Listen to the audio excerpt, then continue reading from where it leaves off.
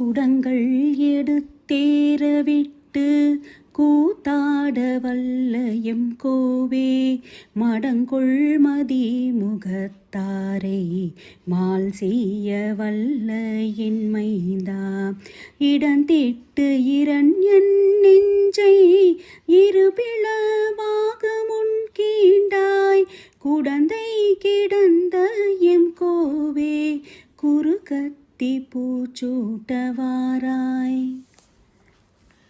குடங்கள் எடுத்தேரவிட்டு கூத்தாடவல்ல M கோவே என்கிறார் பெரியாழ்வார்.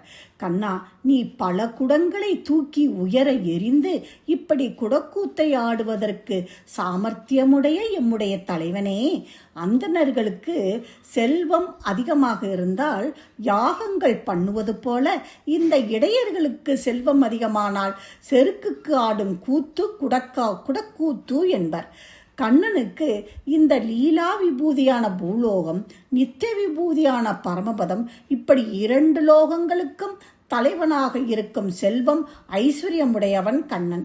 அதுபோலில்லாமல் இங்கோ ஆயர்பாடியிலே கண்ணனுக்கு இது பிறந்து படைத்த ஐஸ்வர்யம். பசுக்களும் கன்றுகளும் குறைவற்று இருப்பதால் குடக்கூத்தாடினான் கண்ணன். கண்ணன் தலையிலே அடுக்கு குடம் இருக்க 2 கைகளிலும் குடங்களை ஏந்தி ஆகாசத்திலே எரிந்து ஆடுவது குடக்கூத்து. கண்ணன் பல குடங்களையும் கொண்டு ஆடினான். குடங்களை திருக்கையிலே எடுத்து ஆகாசத்திலே உயர எறிந்த அந்த விசித்திரத்தை என்னவென்று சொல்வது? அற்புதம் அற்புதம்.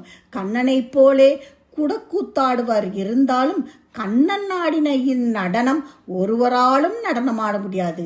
கண்ணன் ஆடின ஆட்டம் பரத சாஸ்திரத்திலும் காண்பது அரிது என்பர் பெரியோர்.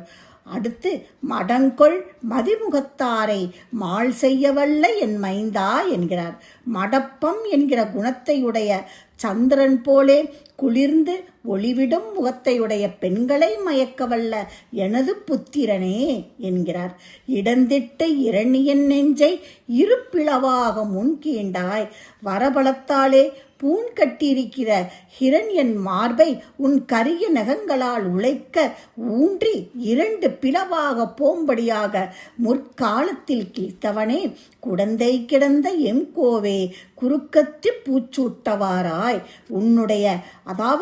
உன்னுடைய அவதார காலத்திற்கு பிற்பட்டவர்களுக்கும் உதவும்படியாக திருக்குடந்தையிலே கண் வளர்ந்து அருளினவே என் நாயனே குறுக்கத்தி பூச்சூட்டவாரா என்கிறார் பெரியாழ்வார்.